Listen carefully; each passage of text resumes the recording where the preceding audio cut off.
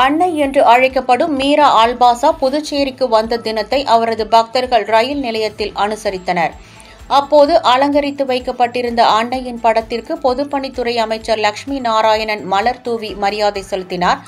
பக்தர்களால் அன்புடன் அன்னை என்று அழைக்கப்படும் மீரா அல்பாசா 1878 ஆண்டு பிப்ரவரி 21 பிரான்ஸ் நாட்டு பாரிஸில் பிறந்தார்.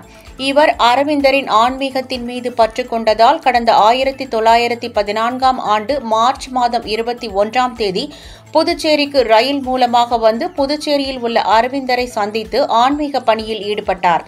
அதைத் தொடர்ந்து புதுச்சேரியில் அரவிந்தர் ஆசிரமம் நிறுவி 1968 ஆண்டு ஆரோவில் சர்வதேச நகரத்தை உருவாக்கும் பணியை தொடங்கினார்.